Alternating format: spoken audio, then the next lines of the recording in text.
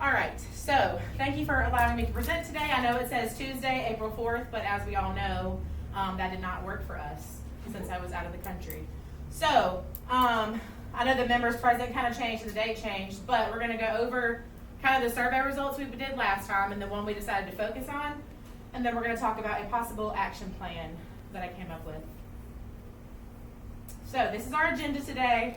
We're going to do a spring break check-in. We're not on spring break anymore, but it will still apply.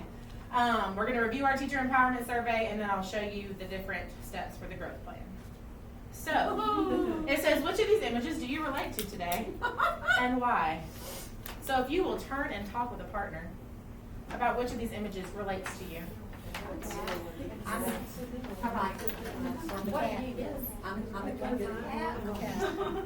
I'm not quite the cat yet. I'm the baby. Kind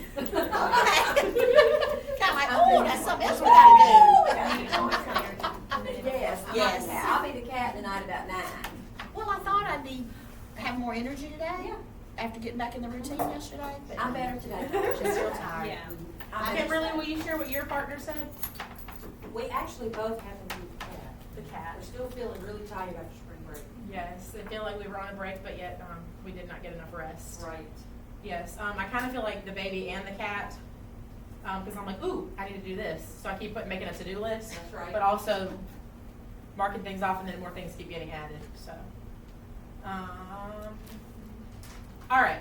So this was the teacher empowerment survey results that we went over last time, and then we decided to focus on the setting school-wide policies to be the gap that we addressed, because like we talked about last time with the Leader in Me process, that's a lot of what we do anyway, is establishing those norms and policies for everything around the school. So the first step, we have 5. So there are some action steps that have like a short-term goal, a midterm, and then a long-term goal. The first one would be to meet in our PLC team or a small group meeting and go over all of, because I know we said when I talked to the teachers in the informal interviews, a lot of people said that there's just stuff we have to do because of the district. So we would go over the things from the district that we absolutely have to have and have to do as a school, the things that I guess are out of our circle of control, and then present that to the teachers, and they can talk about that with our students. And we would just do a quick little walkthrough to see that most of our classrooms already do all of those things. And we know that they do because we do those already. The next thing would be a professional development meeting, and this would be the PLC team. Y'all would be helping me present that stuff to our teachers, and the only little formative assessment would just be a quick like thumbs up, thumbs down. Did you know that was a policy? Did you follow that policy? That type of thing. So that's a quick short-term goal because we can get that done in a 10-minute time period. The third goal was a midterm goal, and that was when you would do more of the checklist going through classrooms just to see if you see those things or evidence of those things in their classroom. And then the next part, I thought this kind of went along with what we did a long time ago when we first started with the Leader in Me, when we talked about like lead time.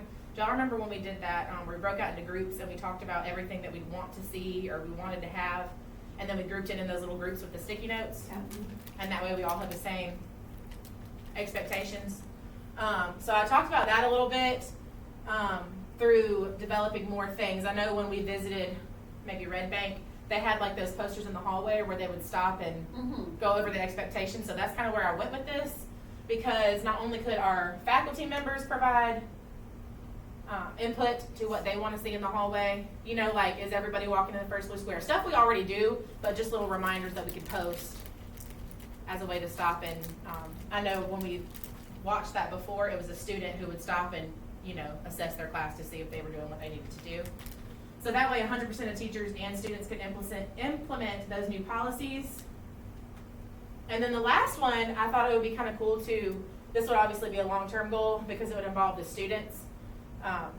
And the students would get to go over those new school-wide policies that all the teachers came up with. They could give input, and then they would get a checklist that they could go around and see if the teachers were implementing these things and if their peers were implementing these strategies correctly. So that is my action plan for the school gap for our school-wide policies.